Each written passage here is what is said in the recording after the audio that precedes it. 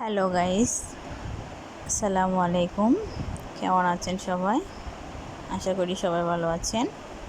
আলহামদুলিল্লাহ, আমিও ভালো আছি।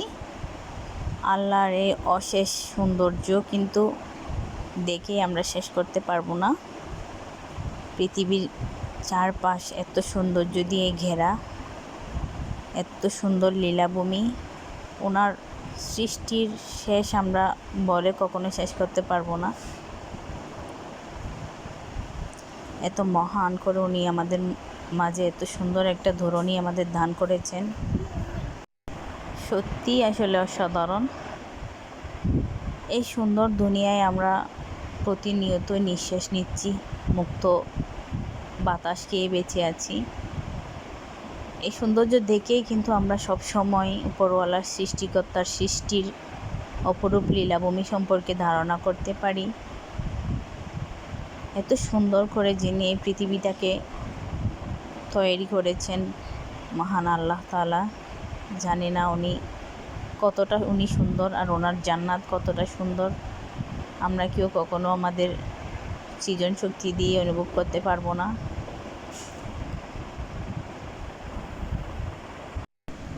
খুবই কষ্ট লাগে যখন একবারের জন্য হলো আমরা চিন্তা করি এত সুন্দর পৃথিবী ছেড়ে শেষ নিঃশ্বাস ত্যাগ করে আমাদের সবাইকে চলে যেতে হবে।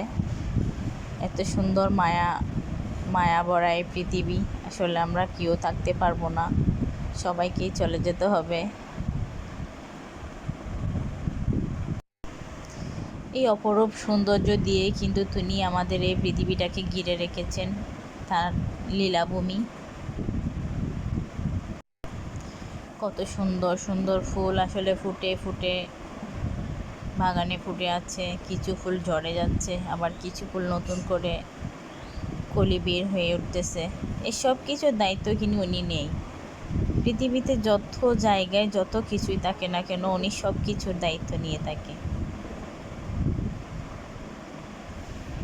ফুল আমার খুবই পছন্দ একটা ফুল, এখানে আমাদের জাতীয় ফুল শাপলাও কিন্তু পানিতে কি সুন্দরভাবে ফুটে ফুটে আছে, পদ্ম ফুটে আছে। আসলে গাইস, আমাদের এই পৃথিবীর লীলাভূমি এটা কতই না সুন্দর, কত সুন্দরভাবে উনি আমাদেরকে এই পৃথিবীটা দান করেছেন।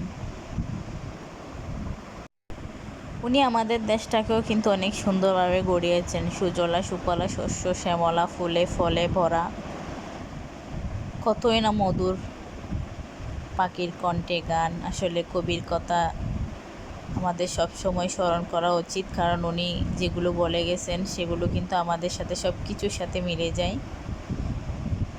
কবিরা কিন্তু আপনা আপনি এমনি এমনি বলে যায়নি। সুজলা সুফলা শস্য শ্যামলা পাখির কণ্ঠে গান, সকলই আল্লাহর দান। আল্লাহ আমাদেরকে দান করেছেন বলেই কিন্তু এত সুন্দর নিষ্পাপ পৃথিবীতে আমরা এখনও নিঃশ্বাস নিতে পারতেছি। আমরা সব সময় আল্লাহর শুকরিয়া আদায় করব।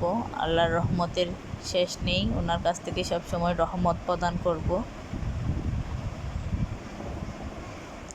উনি চাইলে আমাদেরকে নতুন করে, যেমন একটা ফুলে মরা গাছেও ফুল ফোটাতে পারেন, তেমনি একটা জীবন্ত লাশকেও উনি চাইলে সব নিমিষেই ভালো করে দিতে পারেন। সবই ওনার দান।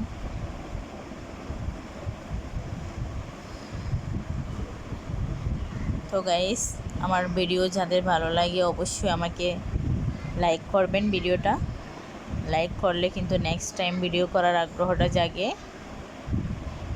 ততক্ষণ আপনারা সুস্থ থাকবেন, ভালো থাকবেন।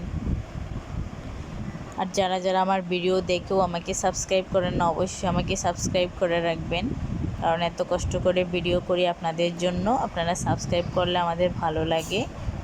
শুধু আমি না, প্রত্যেকটা ভিডিও কন্টেন্টরাই চাই আপনারা তাদের পাশে থাকেন।